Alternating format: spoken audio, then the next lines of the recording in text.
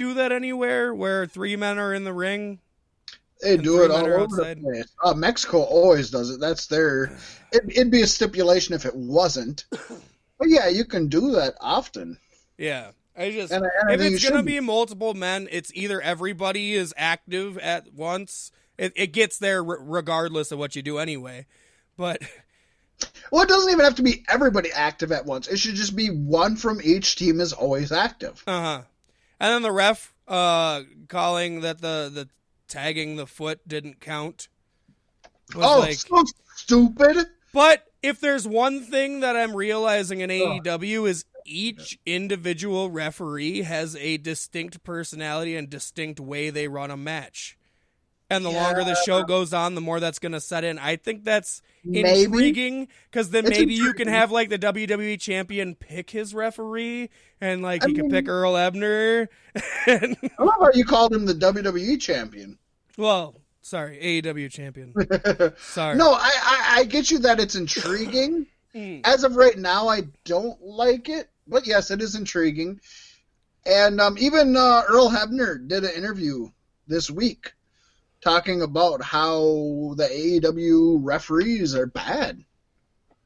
They need more work. He said if they'd have time to just sit with me and learn from me. And he specifically called out tag matches. He said they just let people do whatever they want during tag matches and they don't rein it in.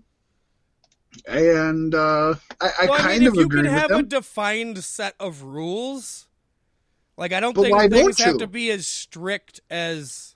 They don't have to be, but you have to have a defined set of rules. The wrestlers need to know what they're allowed to do. I don't know. I don't... What match was it when I told you that the one referee... I was going to look his name up, and I didn't. But the one referee who sells every move that's taken in the ring like he's taking the move. Yeah, I don't remember, but I know. I think that was that the Riho Sakura match? Or was that... It was either that or Spears Janela. I think it was Spears Janela. Yeah, but like he's my favorite one out of all of them, and the lady ref who does all the main events, she's badass. But he's my favorite one because Aubrey. I can't think of her last name. But we're gonna know all their names soon, and that was one thing I realized in this pay-per-view. Like the referees are important. They're a cog in the whole clockwork, as they should be. They should be a huge cog in the clockwork. Yeah. I want to say one thing before we move on, Pasty. As much as I love the Fallen Angel gimmick and I loved seeing Christopher Daniels back, do you know what I'm going to hate about this? What? They did the fucking lights out, lights on gimmick again, which I've just fucking... Why do they have to do that every fucking show? At this point, they should just have that as a transition between matches where the lights go out every match. So then when somebody does pop up, it's a surprise. I just fucking hate it. I just hate it. It went from being... Okay, there was another thing, too. The pay-per-view started, right, and the elevated ramp that is level with the ring. And I had assumed, because there's curtain where the outside the ring area is. So I had assumed they're going to sneak all their, like, surprises in under that ramp. And then they still did the lights out thing. Yeah, really fucking annoying. Just fucking annoying. Maybe I'm the only person who gets annoyed by it, and that's very possible. Just fucking annoying. I'm sorry. It's just, like I said, and that was the thing that really got me, too, is it was lights out and then somebody in a Penta mask. And I was like, oh, God. This again, but it was cool, and it was good. It's good having Christopher Daniels back. What do we got? What do we got next, Pasty? Then we had the women's championship match. Riho defeating her trainer, Emi Sakura. So I think you and I really disagree on this match. That'll be surprising. No. This match was really good. Okay. And the Joshi style is a can of corn. But it's good. To be fair, Pasty, I gave this match... Canned corn is awesome. Pasty, to be fair, I gave this match a B+. So it's far from the best rating I gave, or best grade I gave a lot of these matches. So I'm not saying it's the best match ever. I didn't understand your corny reference. I don't understand how it's corny. I thought it was straight up wrestling. Is it corny because it's two women wrestling? No. That's how that. That's how it comes leaned up. into the fact that Emmy was up. Riho's first trainer, and then the whole time throughout the match, Emmy's smiling, like when she's doing good or when she's not doing so good. She's just happy to be here in this place with her. I don't know. I'll give you that one. It was solid work. I'm not shitting on the work whatsoever. I just thought it was. You can't be mad at them because they had a storyline just because it's the only match that had a storyline on the pay-per-view. So they say. They who don't watch. Oh no! I actually have dates that we're going to get into at the end of this paste to show you that there's no at all. But that's a different thing. Do you want to talk about this match, or do you want me to just tell you my opinion? Let's hear your opinion. I pretty much gave mine. I thought it was fast-paced. I thought it had strong work from both women and showcased both of them actually very well. Yeah. And despite what you said, I thought the teacher versus student story was the best and most fleshed-out story of all of the matches on this pay-per-view. I thought there was actually a story I could get into, especially since the main issue plaguing the women's division right now in AEW is their lack of story, which is sad. Yep. And it's most... I mean, that's not a bad thing because they got amazing women wrestlers. I'm not saying that. They just haven't put a lot of story into them. I thought the ladies did a great job of sucking the audience in and getting them to care about it. And honestly, I thought that this match, the crowd was the hottest the whole night. I didn't think there was a match. The main event, probably. The main event, they were hotter for it, but that was about it. Wait a second. Actually, I put in my notes, the hottest the crowd got for any of the quote-unquote sanctioned matches I put in my notes. So there you go. Okay, yes, there you go. I also thought the tilt-a-whirl into a pin combo by Riho was one of the most fun and least predictable pins of the night. I thought it was super fun, but I never thought she was going to win with that, so that was cool. Yeah. And I have in here that Riho is the Rey Mysterio of the women's division, not because of her in-ring performance, but she is the consummate underdog who fights from underneath, but somehow pulls off a victory. Yes. I also said I want to see her have a match with Rey Mysterio because she'd still be the small one. Oh, that would be awesome. My last thing, though, in my notes is as soon as more women who aren't named Rhodes get the kind of attention that Riho is getting, fans will actually have a reason to invest in the talented women's division. But I loved this match. I thought it was amazing, and I liked the story going into it. I will give you, though, that Emmy just seemed super happy to be here on the stage, but I also can say, with her not being like an evil heel, I can't blame her. Right, yeah. I would be. Holy shit, put me in there and see if I stop grinning.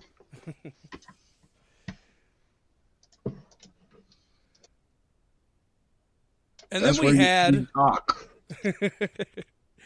we had the AEW World Championship match. Chris Jericho. This is where you and I are going to differ a lot. Chris Jericho defending his championship against Cody. And Jericho's ringman being Jake Hager, and Cody's ringman being MJF. This was a good match. This wasn't a bad match. I'll say that. Once again, with Cody, it's all story. And that's where you and I disagree. So go ahead and tell your end of it. Who do you want to go first? Do you want to debate my comments? Would you like me to go first so that you can call me out? Sure. Okay. I wanted to say it started off slow, but it certainly picked up. And it picked up into a fine match. I enjoyed the match as it was. A problem I have, AEW, and I text this to you, and I almost copied what I sent to you word for word on here because I thought it came out so eloquently when I was in the mood. AEW is trying to set up Cody to be the ultimate sympathetic babyface. It doesn't work. He's an authority figure. He gets to make his own matches. He doesn't keep kayfabe off camera, so that hurts him a little bit because he calls it how it is. And I get it. We're not dumb. I don't know that I want him to play to me. Yeah. But you also can't be the sympathetic babyface when we know who you are backstage. He seems one-dimensional, and it's clear that the MJF Cody feud is going to take over all of Dynamite for probably the next 6 months. I'm not into it. Not into it at all. Now, what I will say, MJF was brilliant. Loved it.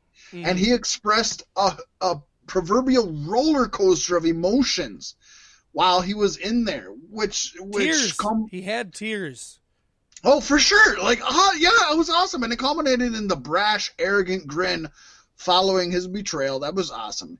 He's going to go on to the sort of run that will elevate him to the top of not only AEW, but any promotion he wants to go to after his contract is up. Like, he can stay in AEW or he can go anywhere.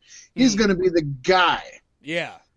And he's going to be the breakout star of AEW that's going to define their first year. When you talk about the first year of AEW, he's always going to be an asterisk in it. Yeah. That's awesome. And I have no problem with that. Now, the heel turn, it did occur too soon, in my opinion. That's my opinion. I would have preferred a slower build. And as I texted you or messaged you, I think, like, if you went the Sasha Bailey route, and I don't mean as long, because they went, 3, 4, 5, 7 years or whatever. Still going. I know. They're just both heels now. But if you'd have gone over a year, I thought that would have been, and nobody would have seen that coming, It would have been great. It would have been great. I got to counterpoint that with. Well, just wait, wait, Pasty. I'll let you have your turn. I also want to say what I didn't think of myself, but Bully Ray came up with. MJF, instead of using the towel, should have used his scarf.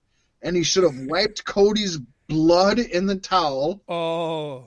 And he should continue to carry it to the ring as a trophy like the Shroud of Turan. That would have been awesome. I think that's the only thing that could make it better. Now, what I also want to say is I would have preferred that the judges had something to do with it because they really promoted the judges. And in this match, they were pointless. But with that being said, I hope they continue to use that gimmick. I like the fact that they have judges, and I like the fact that not every time they have judges, it's going to come down to them. Right. Well, especially with the hour time limit. Super like that. The hour time limit alone is amazing because any match can be an Iron Man match. Kind of. For sure. So the last thing I want to say, Jericho was great. He was the Ruthless Champion. It's awesome. He was unconcerned for his competitor or anything else. But despite that fact, this was not Jericho's story. This is Cody's story. Mm-hmm. And me, personally, I don't know about every other person watching AEW. I'm invested in Jericho. I'm invested in MJF. I'm not invested in Cody. And I also have on here, I'm not invested in Jake Hager for that matter either. So not a big deal. But no, I want them don't give a fuck about this. I want them to push Jericho and MJF. I really don't give a fuck what's happening with Cody because they haven't given me anything to care about. And I'm sure on Dynamite they've pretty much teased that MJF is joining the Inner Circle. But I'm assuming he's only joining the Inner Circle to in turn turn and screw Chris Jericho. Right, but I don't think he is, considering what I've read happened on Dynamite. I didn't watch it. Oh, it's really good. There's a brand new, but a new wrestler came in, and it almost seems like MJF and this new guy have their own thing going. Yep. And we'll talk about that later. They've been saying this guy was going to come in for like weeks, and he just made his debut. So that's why I don't think he's going to be part of the Inner Circle. I think these guys have their own thing, but I don't know. You watched it, I didn't. Either way, it's cool, and that segment was awesome. And it did make it was made to leave you questioning at the end. Cool beans. I love that. That's good. We want to talk about it. Yes. What about this match? The match itself, like you said, started very slow. Which isn't bad.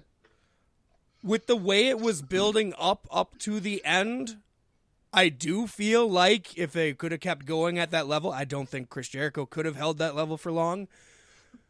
But I think I could have watched the match for the full hour and have it go to the judge decision.